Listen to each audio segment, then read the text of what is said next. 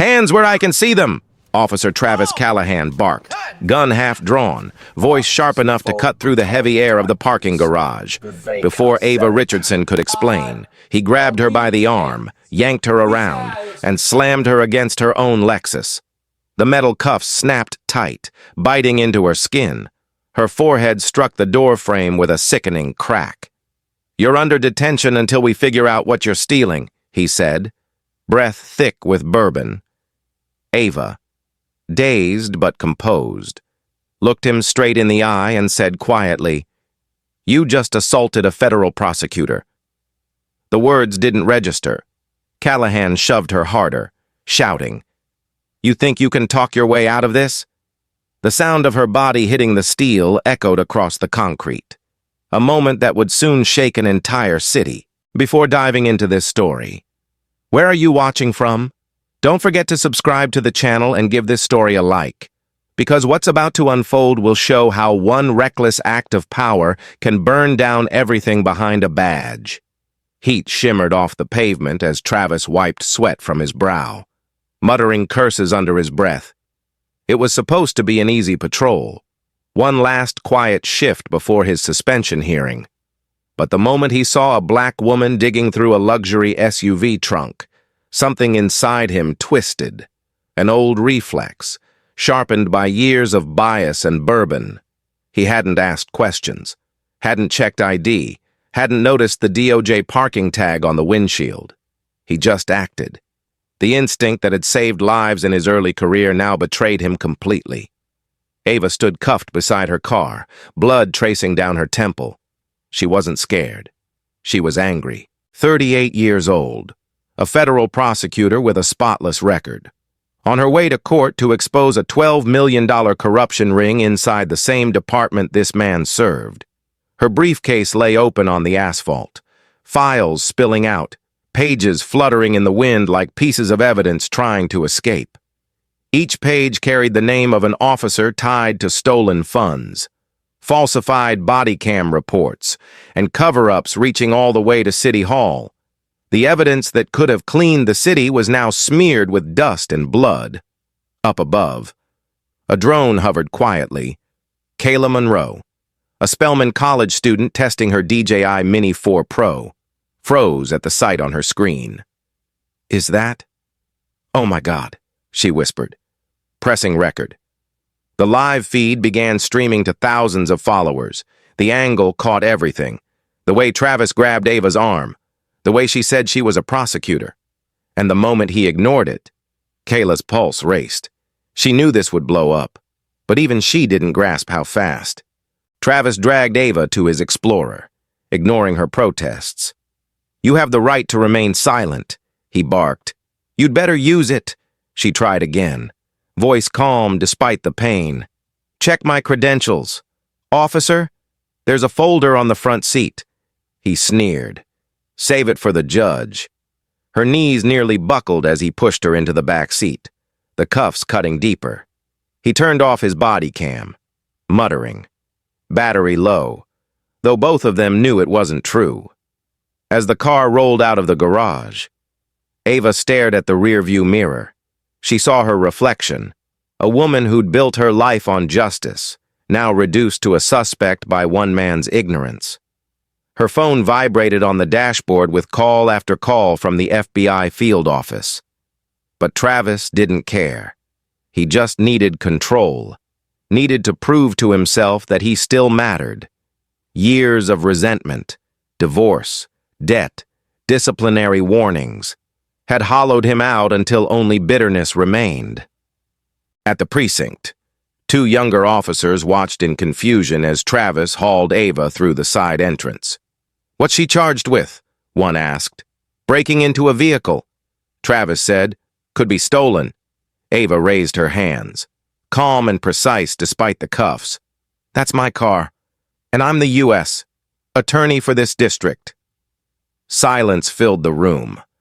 The younger officer looked from her face to Travis's and stammered, "Wait, did you verify that?" Travis shot him a glare sharp enough to kill the question. "Book her," he ordered. "I'll handle the paperwork." The surveillance camera above the intake desk blinked twice, then went black. Another malfunction, across town. Jalen Brooks paced outside the courthouse, phone in hand. Ava was late. Something that had never happened in 10 years of friendship. When he finally saw the viral clip spreading online, his blood ran cold. The caption read, "Black woman assaulted by Atlanta cop. She said she's a prosecutor." Within minutes, millions were watching. Justice. For Ava began trending as protesters started gathering outside the precinct gates, inside her holding cell. Ava sat alone on a narrow bench, the concrete cold beneath her feet. Her wrists were raw, her briefcase gone. She could still hear the echo of the officer's voice in her head, the arrogance that came from years of unchecked power. But beneath the pain, something else stirred. Resolve. She whispered to herself. They think they can bury me. Let's see how deep their hole goes. Meanwhile, on the 5th floor of the Atlanta Police Department, Chief Maria Delgado leaned over a conference table littered with news screenshots. Lock down the narrative. She ordered, no names, no leaks, if anyone asks. She's under review for resisting arrest. Her advisors nodded, but her eyes betrayed worry. She knew who Ava Richardson was, and what she had been investigating. If the story got out, the department wouldn't just lose credibility, it would lose everything.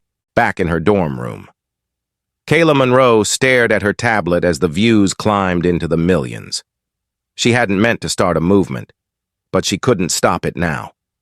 She whispered, "They're gonna regret this," and hit upload full video. The uncut footage showed everything. The assault, the shove, the ignored warning. By sunrise, it had spread to every major network. The world would soon know what Atlanta's police had done, and who they'd done it to. For now. Ava sat in silence, head bowed but unbroken. She thought of her late mother, killed during a routine traffic stop years ago. The memory fueled her. The same system that had taken her mother was now testing her. She would not bend. When the cell door clanged shut behind her, she lifted her head and whispered one promise. Tomorrow, they'll remember my name. The clang of the metal door echoed through the corridor as Ava Richardson was shoved inside a narrow cell no bigger than a walk-in closet. The air was thick with bleach and sweat. A single flickering bulb cast her shadow against the concrete wall like a ghost that refused to fade. Her wrists were raw, still marked by the steel cuffs Officer Callahan had so proudly snapped shut an hour earlier. She sat down slowly on the cold bench, her thoughts racing faster than her pulse. The uniformed guard at the door didn't say a word, just locked the bolt and walked away, leaving her alone with the weight of silence. Her watch was gone. Her heels were gone. Even her phone, confiscated, labeled evidence. But what chilled her most wasn't what they took. It was what she'd lost without realizing it. The corruption file she'd spent 8 months building. The same one that could destroy half of Atlanta's police leadership.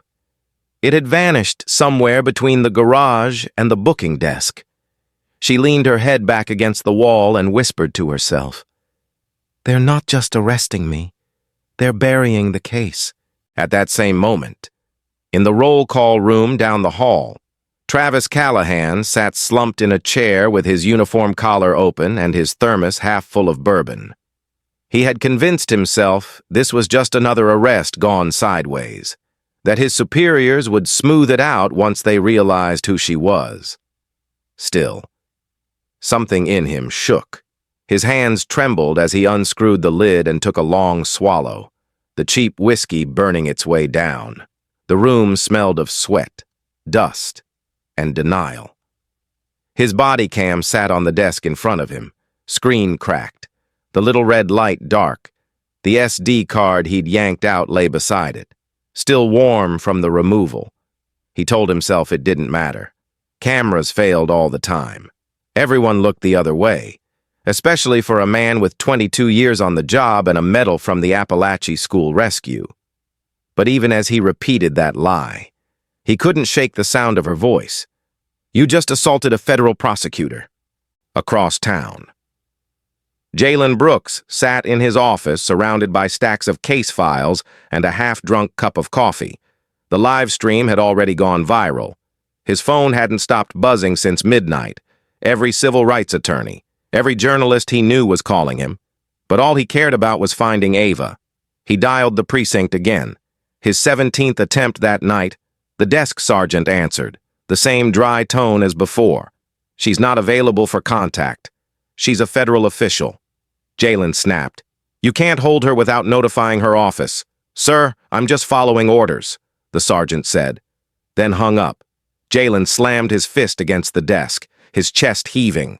He knew what this meant. Someone up top was stalling, probably under Chief Maria Delgado's direction. It was a strategy he'd seen too many times before. Isolate, intimidate, erase, inside the cell. Ava pressed her palms together, trying to steady her breathing. Every second mattered. Somewhere out there. Someone had her briefcase, the one with her DOJ credentials, the corruption logs, the names, the bank trails, and the evidence tying Atlanta PD to stolen forfeiture funds.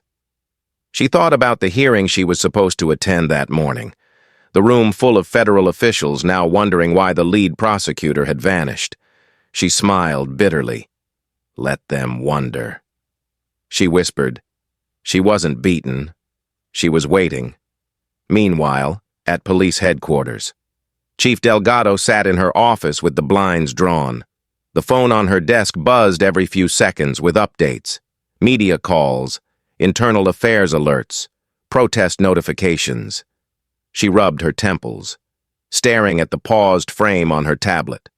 Ava's face pressed against the car, blood on her temple, Callahan's hand gripping her arm. "Delete it," she ordered softly. Her deputy frowned. "Ma'am, it's everywhere now." Delgado exhaled through her nose, the weight of her mayoral campaign pressing like a stone on her chest. "Then we need time. Keep her in custody until the fire burns out. No leaks, no comments." The deputy hesitated. "And Callahan? He's a fool, but a useful one." She said, "Protect the department first. Everything else can burn later." By 6 p.m., the precinct was surrounded.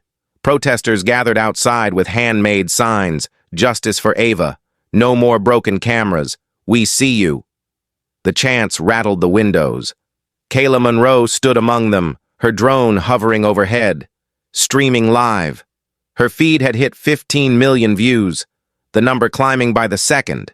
She'd received threats, offers, even fake subpoenas, but she didn't care. She had the footage, the truth, and a million people behind her. Into her mic, she said. They thought no one would see, but we did, and we're not shutting up. Back inside. Ava could faintly hear the noise through the walls, the crowd's rhythm like a heartbeat pulsing in the distance. It gave her strength. She stood and examined the small vent above the door, whispering as if the concrete could listen. They can lock me up, but they can't lock out the truth. She noticed the corridor light flicker outside her cell, the camera above the door blinking twice before going dark. Another malfunction, another lie. She knew this playbook. She'd prosecuted cops for it, disable the feed, delay the log, rewrite the report. But they'd made one mistake. Millions were already watching, down the hall. Travis watched the protests on a muted TV. The footage of himself was everywhere. His face, his badge number, the shove, the blood. He felt exposed, naked in a way no vest could protect. He told himself he didn't mean for it to go that far. He just wanted control, not chaos. But the more he watched, the more he realized he'd lit a fuse that couldn't be put out. His captain walked in, jaw tight. "You've done it now." "Travis, the feds are calling. You better pray she doesn't press charges." Travis's hand shook. She was reaching for something in her car. She was reaching for her badge. The captain snapped, "You cuffed a federal prosecutor on camera. God help you. By midnight." Ava still hadn't been processed or charged. The official logs listed her as unidentified female detainee. She laughed quietly to herself, the absurdity sinking in. Unidentified. She muttered, "They know exactly who I am." Her body ached, but her mind sharpened. Every detail mattered: the timing of the arrest, the missing file, the flickering cameras, the silence from Delgado's office. This wasn't random. It was a cover-up. She closed her eyes and began replaying every face she'd seen that day, every officer's badge, every whisper she'd overheard. Her prosecutor's brain was already building a case from inside the cell. Outside. Kayla's drone zoomed in on the jail's front entrance, where a group of protesters linked arms to block police cruisers. One voice shouted, "She's one of us!" Another yelled, "We won't leave till she walks free." The chants rose like a storm. Angry, raw, unstoppable. In the roll call room. Travis took another drink and stared at the wall, his reflection trembling in the cracked TV screen. For the first time, the weight of what he'd done began to settle. The woman he'd cuffed wasn't some random suspect. She was the law he claimed to uphold. He buried his face in his hands and whispered, "What have I done?" Ava sat up straight, hearing the crowd's roar grow louder somewhere beyond those walls. Justice was waking up, and for the first time that day, she smiled. "They see me now," she said softly. "They finally see. At exactly 3:12 a.m. The city was asleep, but the internet was on fire. In a dim dorm room at Spelman College, Kayla Monroe sat cross-legged in front of her laptop, heart pounding as she hit upload. The full 4K drone footage, uncut, unfiltered, with every second of the assault intact, was about to change Atlanta forever. Her trembling fingers tagged every major civil rights account she could find. Within minutes, the clip exploded across X, TikTok, and YouTube. By sunrise, it had 72 million views. Hashtags flooded timelines. National anchors picked up the feed, and even the mayor's office couldn't ignore it. Commentators called it the spark of the summer. For Kayla, it was more than a video. It was proof. She'd stayed awake for 30 hours straight, reviewing every frame, enhancing the sound, stabilizing the image, making sure the world would see exactly what happened. The shove, the blood, the body cam going dark, the voice of Ava Richardson, calm and clear, saying, "You just assaulted a federal prosecutor." When she hit publish, she whispered, "Now they can't bury her." Across town, the Fulton County Jail erupted in chaos. By 7 a.m., over 3,000 protesters had gathered outside, waving signs that read, "Justice for Ava," "No more malfunctions," and "Hands off our daughters." The chants echoed down the concrete halls until even the inmates joined in, banging on their doors in rhythm. Ava could hear it from her cell, the steady drum of defiance that made the walls tremble. She stood by the small window, eyes closed, letting the sound wash over her. For 12 hours, she'd been treated like a criminal. No phone call, no lawyer, no food since noon the day before. But now, the world knew. She smiled faintly. "You see me now," she whispered, "and you'll see them too, in the precinct conference room." Chief Maria Delgado stared at the headline running across the live news feed. Federal prosecutor wrongfully detained by Atlanta police officer. Drone footage sparks nationwide outrage. Her staff looked pale, waiting for her reaction. Delgado's campaign manager sat in the corner, silent, watching the donations tracker on his phone crash by the second. "We can't contain this," he said finally. "It's everywhere. CNN, MSNBC, even the BBC." Delgado rubbed her temples. "Get Callahan off the street, effective immediately." "He's already suspended," an aide replied, voice shaking. "But the FBI's calling." "Ma'am, they want the body cam footage." Delgado glared at the screen. Tell them it malfunctioned. The aide swallowed. That's what we said about 1,200 other cameras this year. Then make it 1,201. She snapped. Do your job. But her voice cracked on the last word. She knew this was different. This wasn't some backroom scandal she could bury under paperwork. This was viral. This was alive. In a cramped apartment on the east side, Travis Callahan sat alone in the dark, TV flickering across his unshaven face. Every channel was showing him, his name, his uniform, his mistake. The proud officer once called the Appalachie hero was now America's villain. He watched the footage on loop, eyes bloodshot, whiskey untouched on the table in one shot. The drone caught the reflection of his own face in the car window as he slammed Ava against it. He didn't recognize himself. The rage, the arrogance, it was like watching someone else. His phone buzzed non-stop, reporters, union reps, old partners, but he ignored them all. When he finally answered one, his voice was barely a whisper. Tell them I didn't mean it. But no one cared about his excuses anymore. Meanwhile, in a dimly lit law office downtown, Jalen Brooks sat at his desk surrounded by glowing monitors. He'd pulled up the drone footage, synced it with precinct timestamps, and found something everyone else had missed. A second camera, one of the traffic feeds near Piedmont Park, had caught the moment Travis reached up and turned off his body cam. That clip alone proved intent. Jalen felt the old fury rise in him, the kind that never faded since his mother's killing by police when he was 10. Not this time, he muttered. Not again. His phone buzzed. A message from an unknown Proton mail address popped up. Backup drive in my house. Desk drawer. Password Mac 2006. Don't let my dad hurt anyone else. Jalen's pulse quickened. The email was signed simply. Marcus. He didn't know it yet, but that message, sent from a 19-year-old disowning his father, was the key to everything inside the jail. A guard unlocked Ava's cell. You got visitors, he said curtly. She expected Jalen or a DOJ rep, but instead 2 FBI agents in dark suits stepped in. Ms. Richardson, one said, voice low but firm. We're aware of your detainment and the missing case file. We're investigating an internal breach tied to Officer Callahan. Ava straightened her back, eyes sharp. Then you already know what's missing. We do, the agent replied, and we intend to find it. Start with his house, she said without hesitation. He took it. They exchanged a glance. You're certain? I prosecuted men like him for years.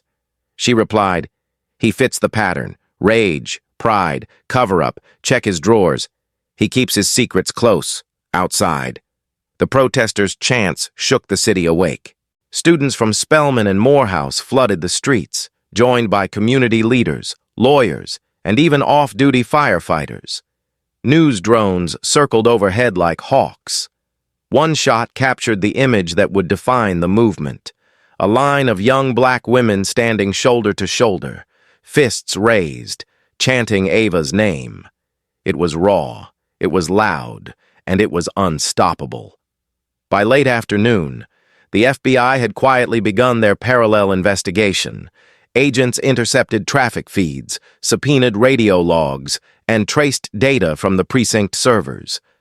What they found shocked even seasoned investigators. Travis's deleted body cam files weren't deleted at all. They had been transferred to an external drive under his personal login. The evidence Ava had been compiling for months. The corruption file she thought was gone was likely sitting in his house right now. Jalen, armed with Marcus's email, sent the tip directly to the Bureau's Digital Crimes Unit. Within minutes, a warrant was drafted. As dusk settled over Atlanta, Travis sat in his living room with the blinds drawn, drinking straight from the bottle. On the muted television, his own son's social media post flashed across the ticker. My father's actions don't represent me. Justice matters more than blood. He dropped the glass, watching it shatter across the floor. somewhere deep inside. He knew it was over. He'd spent years hiding behind a badge, pretending the uniform still made him a hero. Now, even his own child had turned away, at the jail. Ava was finally released under federal supervision. As she stepped outside, the roar of the crowd hit her like a wave. Hundreds of phones pointed at her, flashes bursting through the night. Kayla was there too, drone hovering above her head, capturing the moment live. Ava raised her hand, her voice steady but full of conviction. "I'm not the only one who's been silenced," she said, "but tonight, we make sure none of them are forgotten." The crowd erupted, the chant of her name echoing across the city. From her office window at City Hall, Chief Delgado watched the live feed on mute. Her reflection merged with Ava's image on the screen. Two women on opposite sides of a collapsing system. She whispered to herself, "God help us all."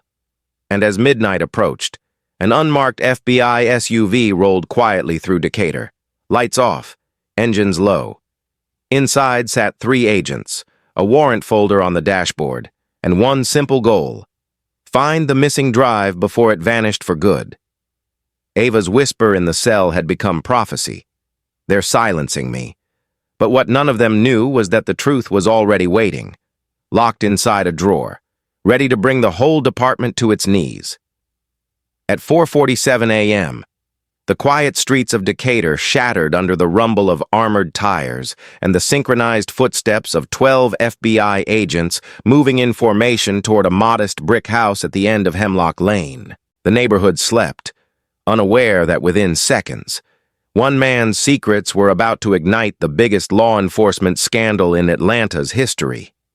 Inside, Travis Callahan lay passed out on the living room sofa, a half-empty bottle of Evan Williams bourbon dangling from his hand, the TV casting a pale glow over his unshaven face. The door splintered open with a single strike. "FBI! Search warrant!" shouted the lead agent as flashlights and laser sights painted the walls. Travis jolted awake, disoriented, reaching instinctively for his holster that wasn't there. 2 agents tackled him to the floor before he could stand. His head hit the carpet with a dull thud, and in that dazed moment, he finally realized the badge that once made him untouchable meant nothing now. They dragged him upright, his robe half open, cuffs biting into his wrists. His ex-wife, Laura, appeared at the top of the stairs in a nightgown, clutching a phone she never got the chance to dial. Behind her, Marcus stood still, eyes hollow. "Dad," he said quietly. "They know everything." The agents swarmed through the house, methodical and silent. One opened the drawer in Travis's study, pulling out a matte black hard drive labeled APD footage, backups. Another found the missing corruption dossier, still sealed in its DOJ folder. Travis's fingerprints smudged across the cover. The agent in charge lifted it like evidence from a crime scene and turned to Marcus. "This what you told us about?" Marcus nodded, trembling slightly. "He kept everything, said it was for leverage, but I knew one day it'd destroy him." Travis tried to speak, voice shaking. "You don't understand. I saved lives. I saved 12 kids in that school. I'm not the bad guy here." His words cracked under the weight of panic. "I was doing my job. These people, they twist everything." But the agents didn't respond. One read him his rights as another bagged the evidence.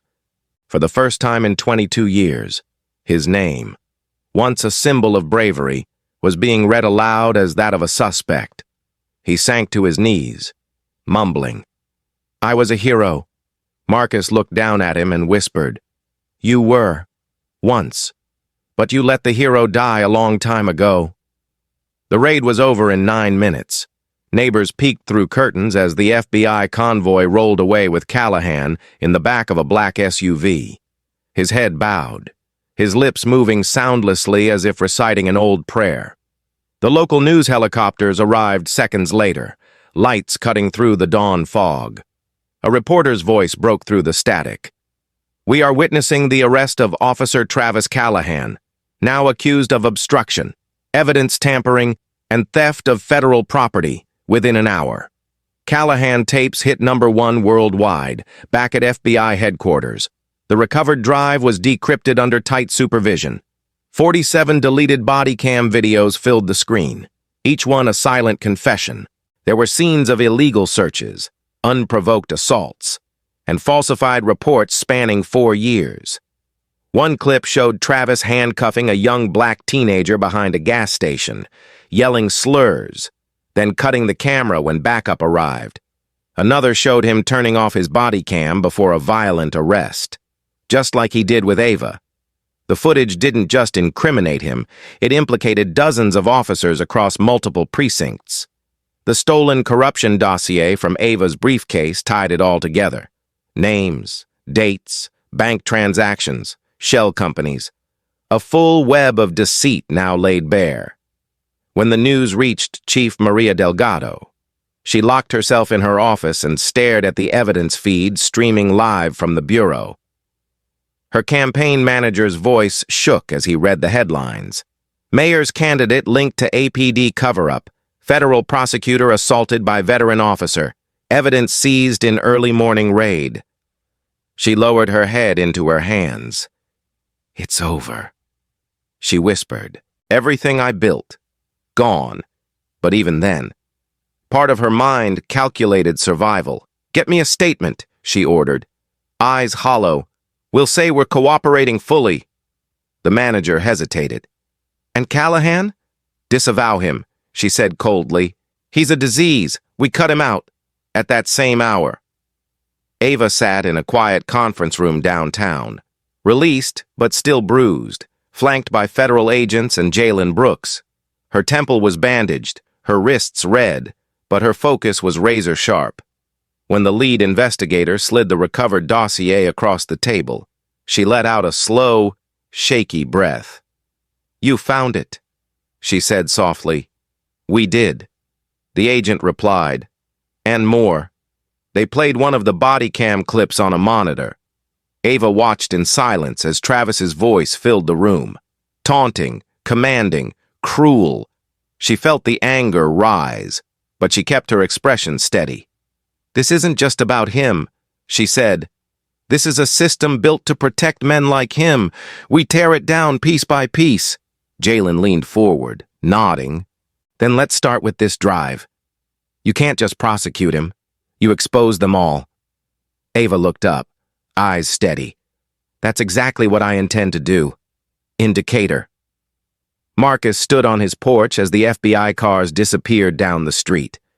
His mother came to stand beside him, hand trembling as she lit a cigarette. "You did the right thing," she said softly. He nodded, but didn't answer. The air smelled of wet asphalt and smoke. For 19 years, he'd lived in his father's shadow, a man the city once called a hero, but whom he knew as a drunk, a bully, and a coward. Watching him taken away didn't bring joy, only relief. "I'm done carrying his name," Marcus said quietly. "Tomorrow, I'll make it official." By mid-morning, every major outlet in the country was running the story. Officer who assaulted federal prosecutor found with dozens of deleted body cam videos. News anchors called it the reckoning of Atlanta PD. Talk shows debated whether the department could ever recover. Crowds outside City Hall chanted Ava's name as both symbol and warning. In his holding cell at the Federal Building, Travis sat on the edge of his cot, face buried in his hands.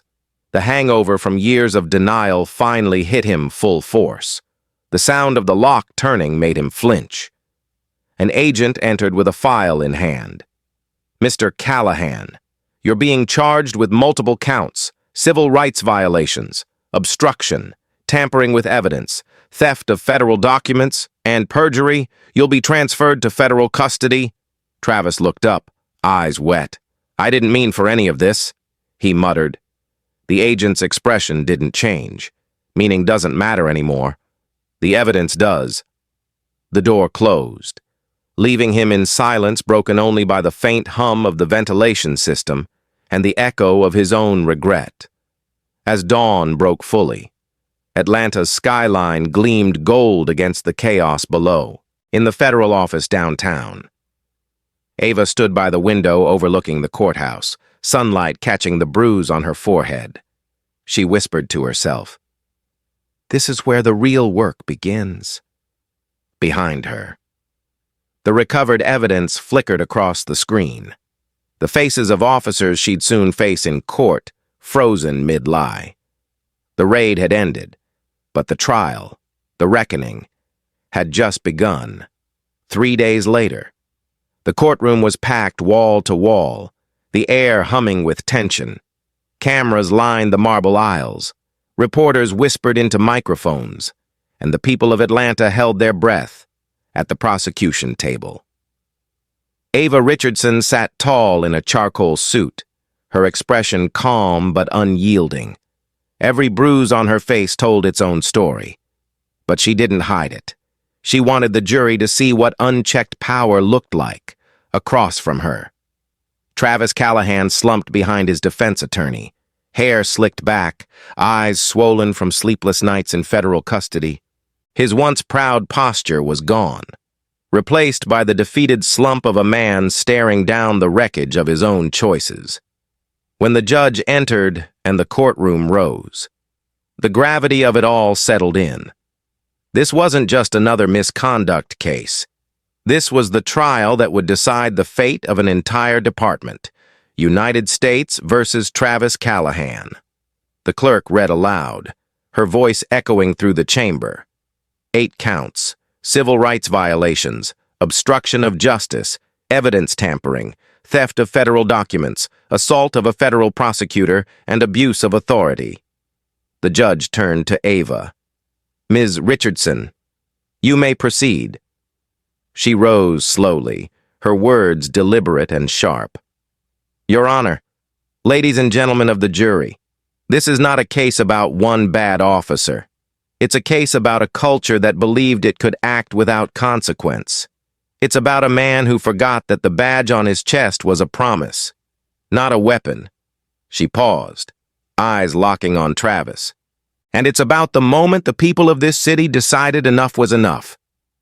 The first piece of evidence was the drone footage. The courtroom lights dimmed as Kayla Monroe's recording filled the screen. High definition, clear, devastating.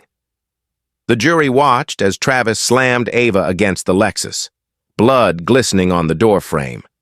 They heard her calm, steady voice say, "You just assaulted a federal prosecutor." Then the frame caught him reaching to turn off his body cam. Gasps filled the room. The defense attorney objected, claiming emotional manipulation, but the judge overruled it. "The jury will see the full truth," he said firmly. Next came the body cam archive recovered from Travis's home. Ava clicked through the files like a surgeon making incisions, each one a wound exposing the rot beneath. One video showed him pulling over a teenage boy, cursing and threatening, before shutting off the camera. Another captured a raid where suspects were beaten after surrendering. The courtroom fell silent except for the mechanical hum of the playback. By the time the 47th video ended, one juror had tears in her eyes.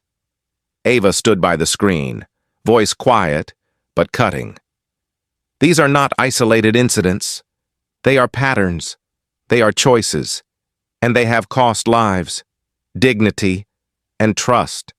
When Marcus Callahan was called to the stand, the room shifted. The young man walked up slowly, wearing a simple gray suit, his hands trembling slightly as he was sworn in. He avoided looking at his father. "Mr. Callahan," Ava began gently, "can you tell the court why you contacted federal authorities?" Marcus's voice wavered, but he didn't falter. "Because I couldn't live with it anymore.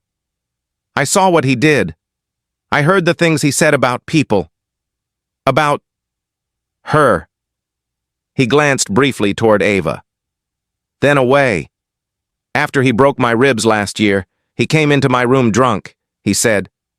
"They'll never touch me. I am the law." I recorded it. A hush fell over the courtroom as the audio file played. Travis's slurred voice filled the speakers. You think anyone can stop me? They all owe me. The chief, the union, every last one of them. The defense tried to object, but the damage was done. Ava walked closer to the jury, her voice steady but burning with quiet fire. That arrogance is what happens when a system forgets to police itself.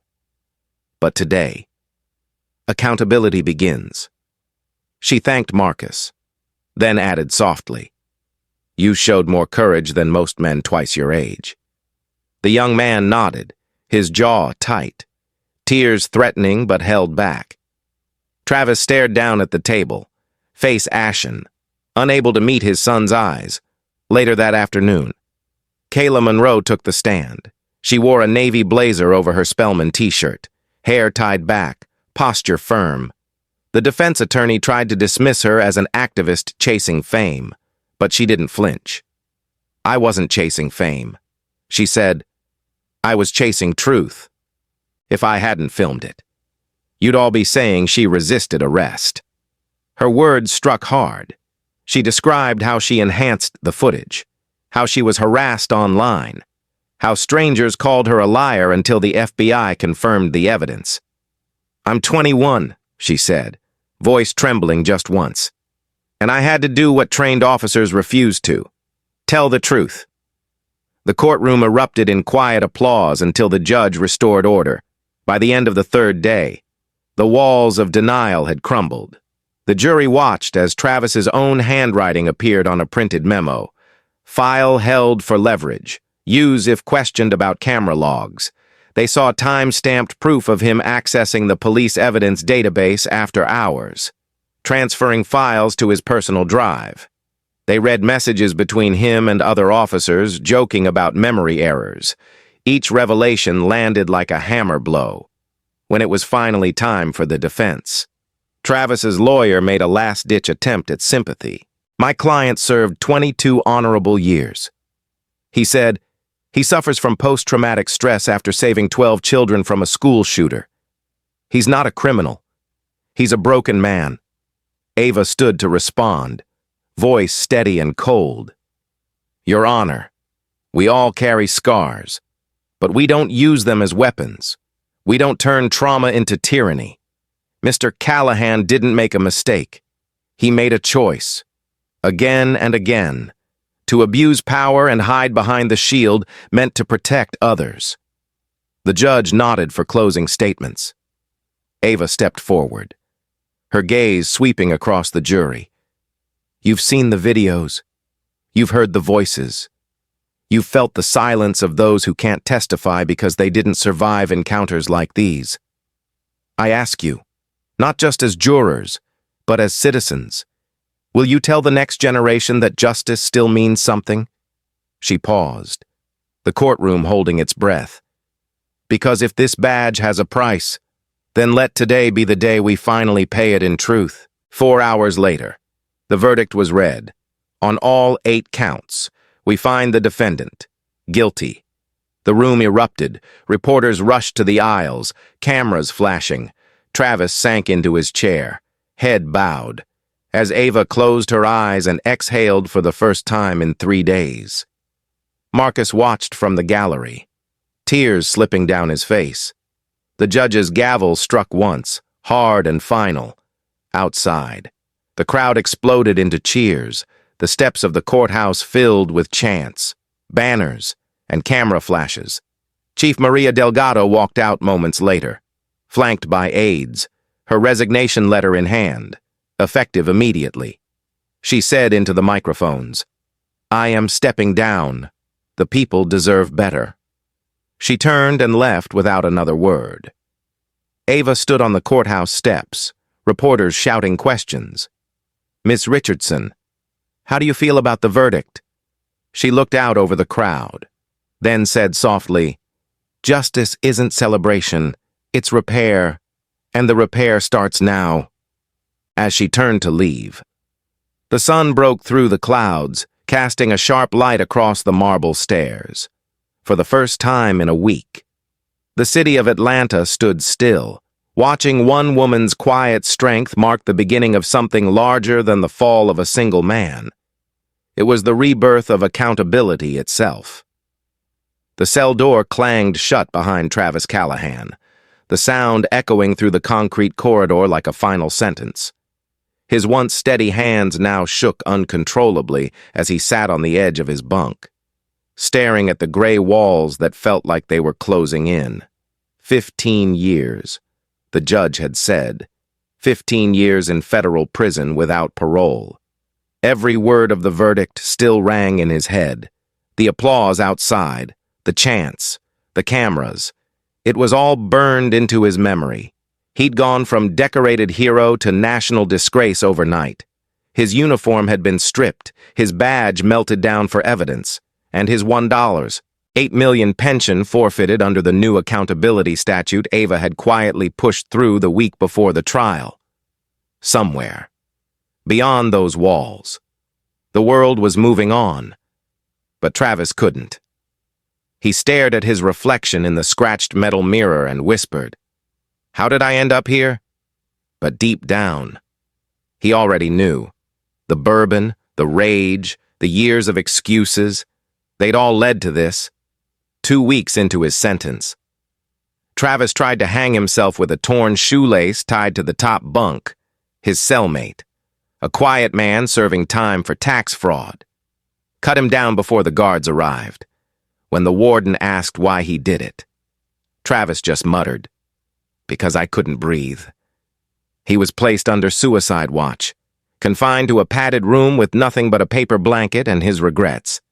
The headlines called it the fall of a hero, but to the public, it wasn't tragedy, it was justice. The same department that once honored him now scrubbed his name from every record.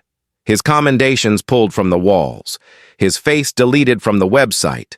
Marcus Callahan, now legally Marcus Harris, stood outside the courthouse the day the paperwork finalized his name change. He'd waited for that moment his whole life, to be free of the shadow his father cast over him. The judge who signed the order smiled gently. "A new beginning, son," she said. Marcus nodded, clutching the document like a passport out of hell. Reporters surrounded him, asking how he felt testifying against his father. He looked straight into the camera and said, "Justice isn't betrayal, it's love for the truth." His words went viral overnight, shared millions of times under the hashtag "the price of a badge" to many. He became a symbol of the next generation, one that refused to stay silent. Meanwhile, Chief Maria Delgado boarded a one-way flight to Puerto Rico under the cover of night. Her resignation speech had gone viral too, though for different reasons. "I tried to protect the city," she had told the press, "but I protected the wrong people." By the time investigators raided her office, her desk was empty, her campaign headquarters dismantled. The mayor withdrew her endorsement the next morning. Within a month, Delgado vanished from the public eye entirely. Rumors said she bought a small beachfront bar near San Juan, serving tourists who would never know who she used to be. Back in Atlanta, reforms swept through the department like wildfire. Congress slashed the city's police budget by $45 million, redirecting it to the Victim Compensation and Oversight Fund, a program Ava herself had drafted from her hospital bed during recovery. The Tactical Patrol Unit, notorious for excessive force complaints, was disbanded entirely. Every officer was ordered to undergo a 6-month retraining program focused on bias recognition, de-escalation, and lawful procedure. A new mandate required all 2,100 officers to use body cameras with real-time AI auditing, preventing any footage from being deleted, paused, or tampered with. Within months, misconduct complaints dropped by half, for the first time in years. Residents of Atlanta began to feel something they'd almost forgotten: trust.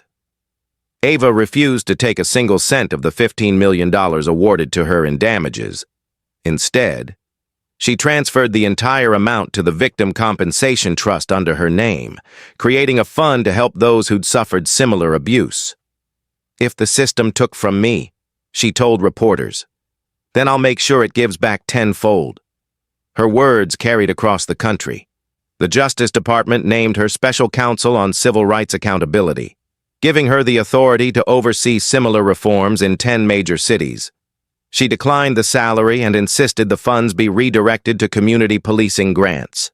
"Money won't heal the wound," she said in an interview, "but it can help stop the bleeding." In her office, surrounded by case files and stacks of letters from victims, Ava sometimes paused to look out over the city skyline. The scars on her wrists had faded, but the memory hadn't. She kept a photo of her late mother on her desk, a reminder of why she'd chosen this path. "We finally got them, Mom," she whispered one night. "All of them. But even victory carried a shadow. Every new reform came with resistance, union protests, anonymous threats, smear campaigns on conservative media calling her anti-police, yet none of it shook her. The world could argue all it wanted. The numbers told the truth. Use of force incidents had dropped by 63% in 6 months. Complaints of racial profiling were down 48%. Lives were being saved. That was enough.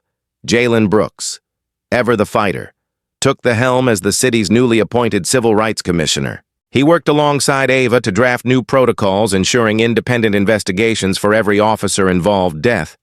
"If we can't change hearts," he said during one hearing, "we'll change laws until hearts catch up."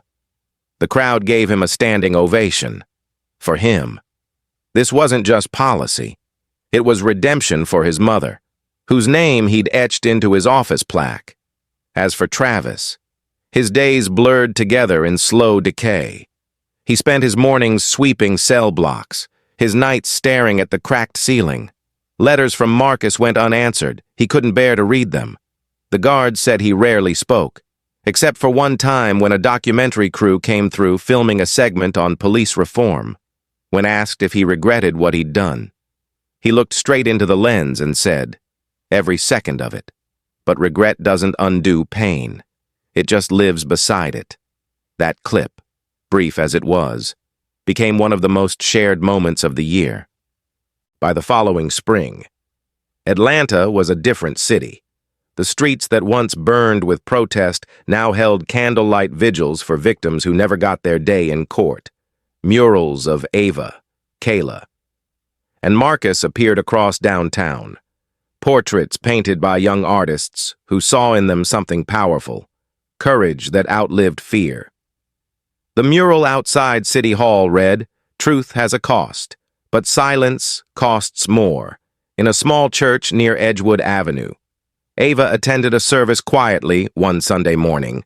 The pastor, a soft-spoken man in his 60s, recognized her and said from the pulpit, "We used to pray for heroes to save us. Maybe the answer was never in heroes, but in those who dared to stand up when no one else would." The congregation rose in applause, and Ava bowed her head, tears welling up, not from pride, but from release. Outside, the city was alive again. Children played in the parks, businesses reopened, and the sirens that once symbolized fear now sounded like a promise of safety. The price of a badge had finally been paid, not just in prison time, or money, or political careers, but in the truth that would outlast them all. Ava stepped into the sunlight, breathed in the humid summer air, and whispered to herself, "Now, we rebuild." The auditorium at Morehouse College was filled to the last seat. 2,000 people, students, officers, victims, and families, sat shoulder to shoulder beneath the golden light spilling from the high rafters. On the massive screen behind the stage, 127 names glowed softly, the names of those compensated under the new Victim Justice Fund. Ava Richardson stood at the podium, hands resting lightly on the edge, her face calm but radiant with conviction. The applause that greeted her wasn't loud and frenzied like it had been during the trial. It was steady, reverent, and full of gratitude. She took a breath, her voice clear, measured, and warm. "Tonight," she began, "we close a chapter, but we also begin a promise. Justice is not a verdict. It's a responsibility that must be carried forward every day by those who still believe in what is right. The crowd hushed as she pointed toward the screen. These names behind me, they are not statistics. They are fathers, mothers, sons, and daughters. Their pain bought us the truth we stand on today, and that truth will not be forgotten. She announced the creation of the Community Police Oversight Board, an independent civilian body empowered to review misconduct, discipline officers, and monitor reforms in real time. For the first time in Atlanta's history, she said, the people, not the politics, will hold the badge accountable. A wave of applause rose through the hall.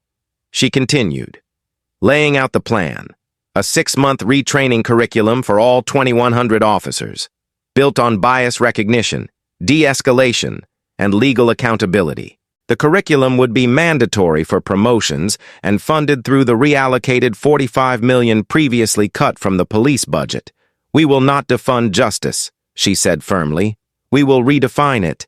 In the front row sat Kayla Monroe, now 22, wearing a Spelman honor sash and fighting tears as Ava called her name. Because one young woman chose to act, Ava said, the world chose to see. The audience erupted into applause as Kayla walked to the stage, her drone footage projected behind her, a reminder of the power of ordinary people armed only with truth. Ava handed her a folder containing a full-ride scholarship from the Ava Richardson Foundation. Kayla's voice broke as she said, I didn't do it for fame. I did it because silence is dangerous. Ava smiled gently. And because you refused silence, thousands will now be heard.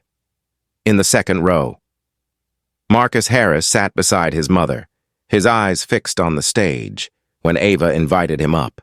The room fell quiet. The young man, now freed from his father's name, carried himself with quiet dignity. I no longer carry the Callahan name, he began, his voice steady but filled with emotion. But I carry the story of what happened, and I carry it so no one else has to live my mother's nightmare, or my father's mistake. The audience listened intently as he paused. My father taught me what power can do when it forgets its purpose. Ms. Richardson taught me what courage looks like when it remembers. The crowd rose to their feet in thunderous applause, many wiping tears. Ava placed a hand on his shoulder and whispered, You turned pain into purpose. Marcus, that's how change begins. At the back of the room, Jalen Brooks leaned against the wall, arms crossed, a quiet smile on his face. For him, this night was more than victory. It was closure. Years of lawsuits, marches, and grief had finally led here, to a city beginning to heal. He watched as Ava took the stage once more and raised her hand to quiet the room. We didn't just win a case, she said softly. We started a movement.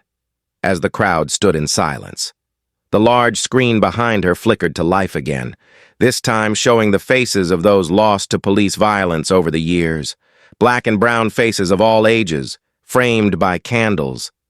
Ava's voice trembled slightly as she said, Their stories brought us here. Let's make sure no new names are ever added. The audience bowed their heads. For a long moment, the only sound was the soft hum of the air conditioning and the quiet sobs of those remembering. When Ava stepped down from the stage, the entire auditorium rose in a standing ovation. Cameras flashed, but this time, the focus wasn't on scandal. It was on rebuilding outside. The morning sun crept over the Atlanta skyline, casting warm light through the glass doors as students and officers filed out side by side, talking, not arguing. For the first time in years, Kayla carried her drone in one hand and her scholarship folder in the other. Marcus walked beside her, silent for a few steps before saying, You know, my dad used to tell me that sunlight exposes everything. Kayla smiled faintly. Then let's keep the lights on. As Ava stood near the exit, looking out at the crowd dispersing into the golden light, A drone rose quietly above the campus. Its camera captured the city bathed in sunrise, the skyline gleaming with promise. On its live feed, the screen filled with one final message in white letters: the price of a badge. Justice is not free, but it's worth everything. Ava closed her eyes for a moment, feeling the warmth of the sun against her face. She thought of her mother, of the night in the jail cell, of Travis's hollow stare in court, of the sound of the crowd chanting her name. Every step, every bruise, every tear had led to this, an awakening, not just for a city, but for a nation. When she opened her eyes again, she whispered the words that would echo long after the applause faded. We didn't end something tonight. We began something better. And as the drone climbed higher, sunlight washing the city gold, the story of Ava Richardson became more than news. It became a vow, carried on the wind, promising that truth, once spoken, would never again be silenced. Thank you so much for watching this story. If it moved you, please take a moment to subscribe, like, and share it with someone who still believes in justice and truth.